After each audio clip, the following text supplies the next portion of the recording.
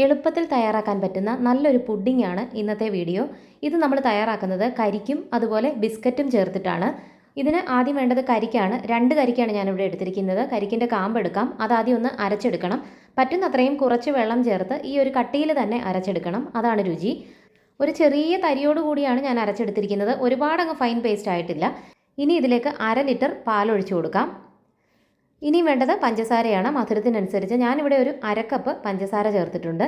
പിന്നെ വേണ്ടത് 2.5 table spoon cornflour ആണ്. കോൺഫ്ലോറിന് പകരം കൂവപ്പൊടി ഉണ്ടെങ്കിൽ അത് ചേർത്ത് കൊടുക്കാം. അപ്പോൾ ഒന്നുകൂടി ഇതിൻ്റെ ആരോഗ്യ ഗുണങ്ങൾ കൂടും. ഒട്ടും കട്ടയില്ലാതെ നന്നായിട്ട് തന്നെ ഇതൊന്ന് ഇളക്കി യോജിപ്പിക്കാം. ഇനി നമുക്കിതൊന്ന് കുറുക്കിയെടുക്കണം. ഒരു മീഡിയം ടു ലോ ഹീറ്റിൽ വേണം എപ്പോഴും കുറുക്കിയെടുക്കാൻ, അല്ലെങ്കിൽ അടിക്ക് പിടിക്കാൻ സാധ്യതയുണ്ട്. തുടരെ ഇളക്കുകയും വേണം.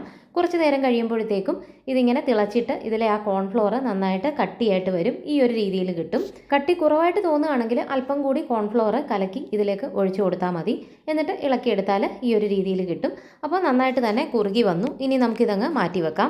ഇനി ഈ പുഡിങ്ങിന് ഒരു കോഫി ഫ്ലേവർ കിട്ടാൻ വേണ്ടിയിട്ട് കുറച്ച് കട്ടൻ കാപ്പി ഉണ്ടാക്കണം. 1/2 കപ്പ് തിളച്ച വെള്ളത്തിലേക്ക് കുറച്ച് ഇൻസ്റ്റൻറ്റ് കോഫി പൗഡർ ഇട്ട് കൊടുത്താൽ മതി.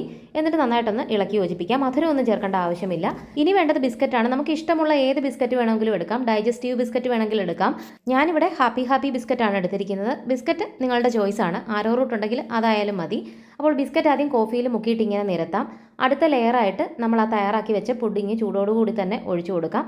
എന്നിട്ട് അടുത്ത ലെയറായിട്ട് വീണ്ടും ബിസ്ക്കറ്റ് കോഫിയിൽ മുക്കി ഇങ്ങനെ വെച്ച് കൊടുക്കാം. ഗ്ലൂക്കോസ് ബിസ്ക്കറ്റ് ആയാലും നമുക്ക് ഈ ഒരു രീതിയിൽ ചെയ്യാം. ഇന്ന ബിസ്ക്കറ്റ് വേണമെന്നൊന്നും നിർബന്ധമില്ല. അതുപോലെ ചോക്ലേറ്റ് വേണമെങ്കിൽ ഗ്രേറ്റ് ചെയ്ത് ഇതിനിടയിൽ ലെയറായിട്ട് കൊടുക്കാം. നട്ട്സ് ചേർക്കണം എന്നുണ്ടെങ്കിൽ അങ്ങനെയും ചേർക്കാം. ഞാനിപ്പോൾ ഈ 2 ലെയർ ഇത് രണ്ടും മാത്രമേ ചെയ്യുന്നുള്ളൂ. ഏറ്റവും ഒടുവിൽ വീണ്ടും ഇതിങ്ങനെ ചെയ്തു.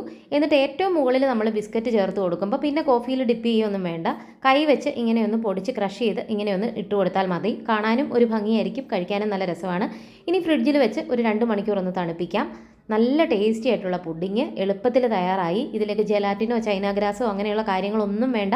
കോൺഫ്ലോർ അതല്ലെങ്കിൽ ആരോ റൂട്ട് പൗഡർ ഇതിലേതെങ്കിലും ചേർത്താൽ മാത്രം മതി. എസൻസുകളും ചേർക്കേണ്ട ആവശ്യമില്ല. ആ കരിക്കിൻ്റെ രുചിയാവും മുന്നിൽ നിൽക്കുക.